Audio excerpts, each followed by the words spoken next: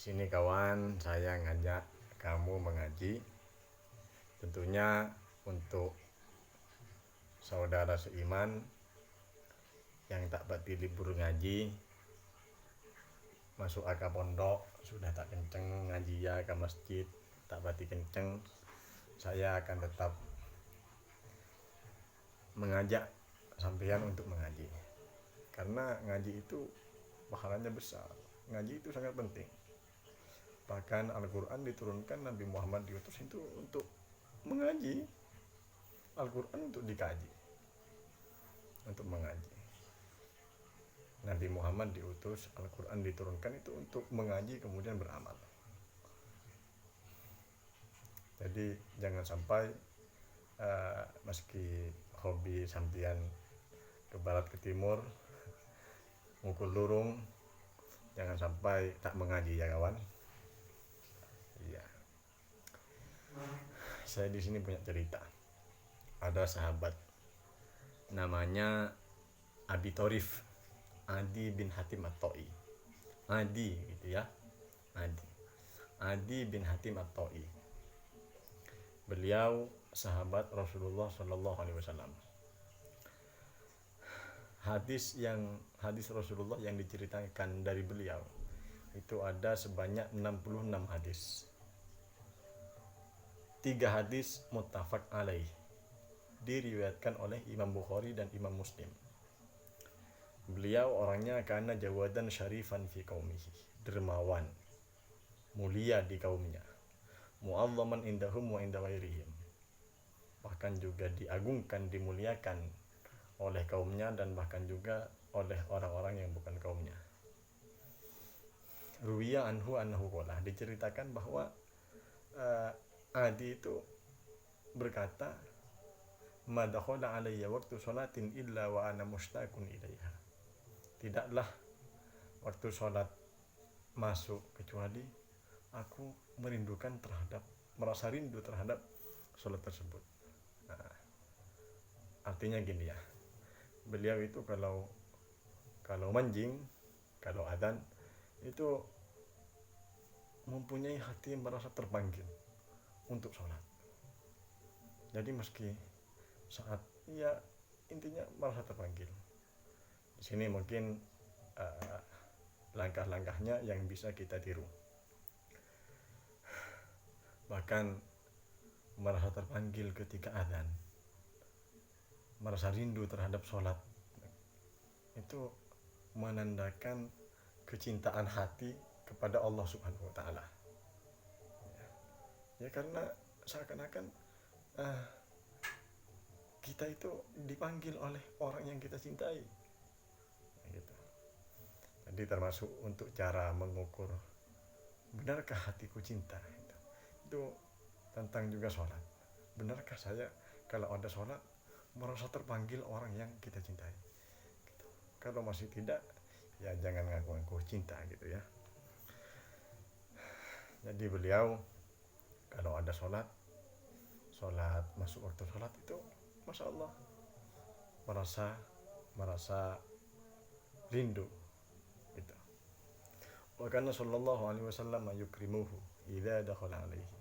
Ketika dia berkunjung kepada Rasulullah sallallahu alaihi wasallam, maka dia oleh Rasulullah dimuliakan.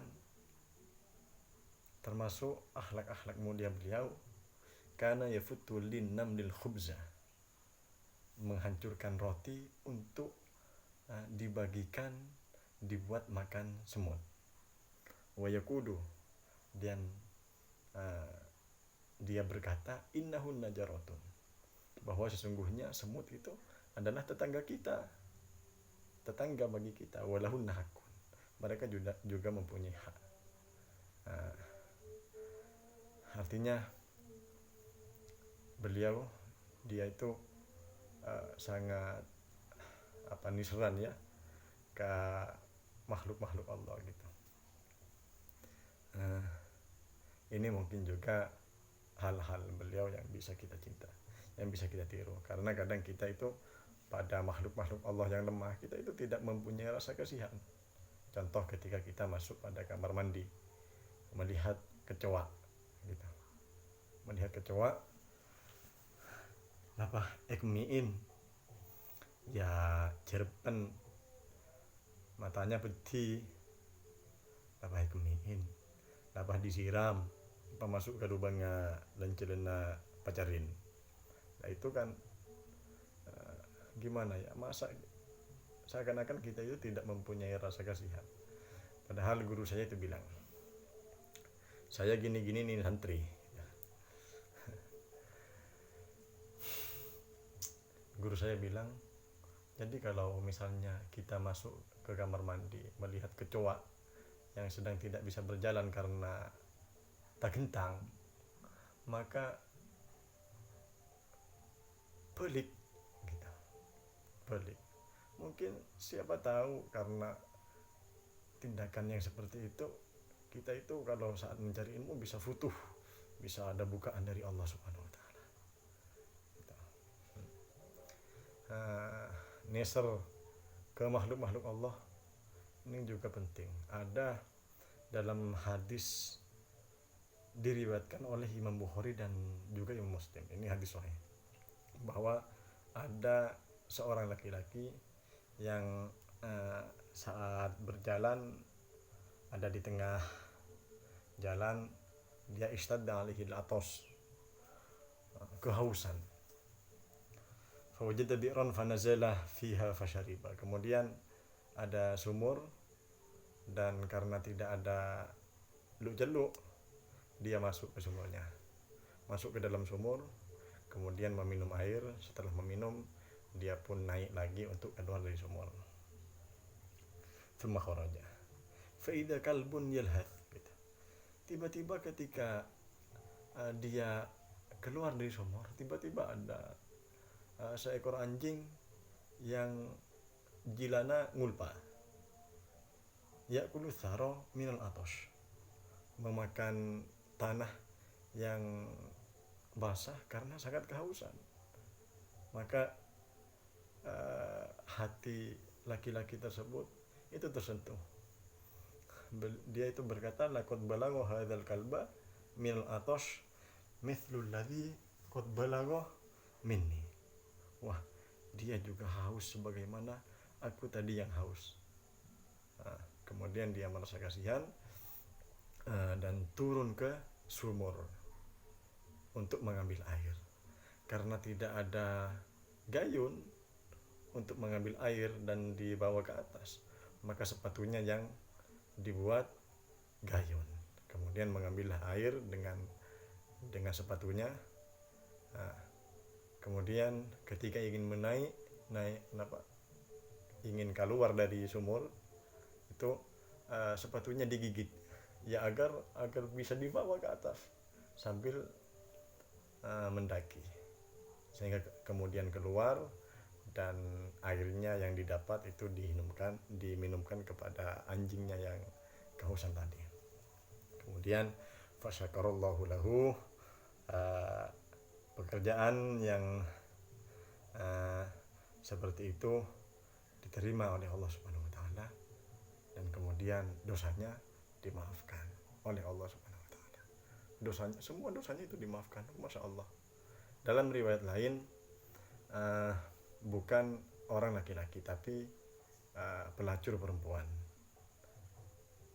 yaitu dari golongan Bani Israil, dari golongan pelacurnya Bani Israil dalam riwayat lain. Intinya begini, dalam hadis yang diceritakan oleh Imam Bukhari dan Muslim, ada seseorang yang dosanya itu diampuni oleh Allah Subhanahu wa taala gara-gara hanya kasihan dan berbuat baik kepada seekor anjing gitu. Jadi tidak menutup kemungkinan dosa kita bisa dimaafkan oleh Allah Subhanahu wa taala gara-gara hanya kasihan dan berbuat baik terhadap kecoa yang ada di kamar mandi yang tidak bisa berjalan. Tapi untuk masalah semut itu bukan berarti tidak boleh disapu, bukan berarti tidak begitu. Artinya kalau dia mengganggu ya tidak apa-apa, tapi kan harus berhati-hati juga, jangan ya bisa diukur dengan diri kita sendirilah gitu. Tapi yang penting jangan sampai membakar, jangan sampai dibakar. Seperti semut terlalu banyak maka dibersihin, itu juga nggak masalah gitu ya. Nah, kalau merasa terganggu. Jadi ini salah satu tindakan mulia yang dilakukan oleh Adi bin Hatim At-Ta'i, sahabat Rasulullah SAW. Beliau umurnya beliau itu wafat pada tahun 97. Ada yang meriwayatkan yang mengatakan wafat pada tahun 99. Beliau umurnya 120 tahun. Masya Allah. Termasuk hadis yang diriwayatkan dari beliau, yaitu yang diceritakan oleh Imam Muslim, man halafa ala yaminin thumma ra'a atqalillah falyati taqwa. Barang siapa yang bersumpah dengan suatu sumpah kemudian justru melanggarnya, justru kalau melanggar berkesan lebih takut kepada Allah, maka hendaknya dia melanggar. Contoh, ada orang yang bersumpah untuk meminum khamr, meminum minuman keras, maka langgar sumpahnya. Artinya jangan meminum, tapi ya juga membayar kafarat gitu. Ini termasuk hadis yang diceritakan oleh Adi bin Hatim At-Ta'i. Selamat, jangan lupa subscribe ya. Bersahabat dengan saya Thohir Zawawi. Jangan sampai tidak mengaji, karena mengaji itu penting. Al-Quran diturunkan, Nabi Muhammad diutus untuk ilmu dan amal.